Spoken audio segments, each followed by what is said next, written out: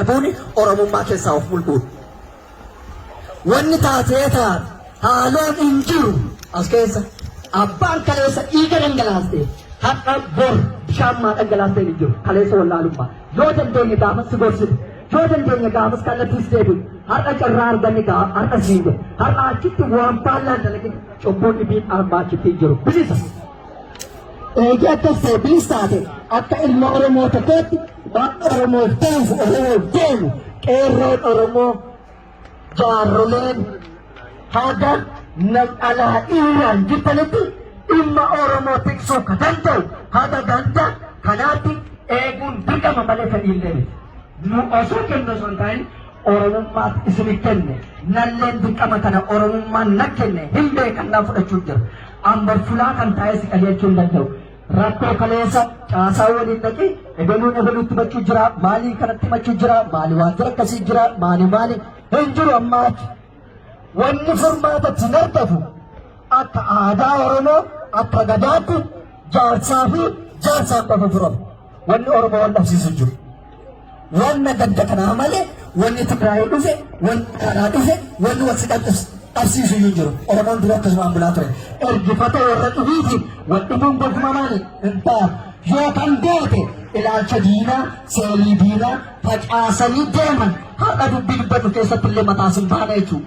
Ifaa wadiiro kana acha maani warri of beektan illee akka of beektanitti kan beeknu kakalee diinaaf hojjetullee wanni taasisaa warri dhuguman sabaaf illee kalee miidhamaa turte arrabsamaa turte sun seenaadhaan beekte kaleessa hojjette dhiisiiti warra kaleessa wantu dalage yoo jiraatillee hirka tokkin Oromummaan akkasii miti.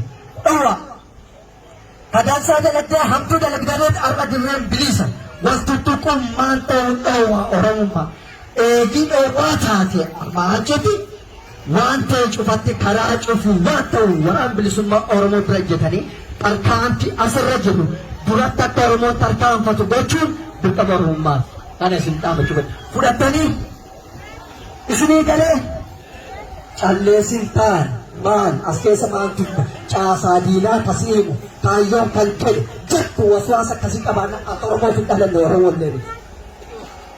Oromoof namni dhalate wareegamaaf of qopheessa yoo qaran beekin fudhadhu lubbuun akka waaqaa jirti nuun cufti keenya nuun duuraaf jaalbata isaa jedhu namni jiraataa hin jiru kasichi dhalatu illee jira akka dhalatee miti. Akkasumaanii of qopheessanii hin taane of qopheessanii yoo kasi ibsoo wayii bukoo wayii garaas hin jirti isinii galle moo dubbii kiyyatis hin taane. Isinii gattee meeroo tokko diina durani dhaabbannaadha. Diina durani dhaabbannaadha. Kaleessa beeki oriifnaa galagalchaa turanii sun aadaa Oromoo miti galagalchaa jiru. Cubbu warri nu ittiin wal falmaa jiru dhiiga wal dhangalaasaa jiru Oromoon fireen tokko du'uu qabu. Isaaf jecha du'u jira isaaf jecha ka du'u jiru waan waaqaan baallaa dalagin jedhuudha.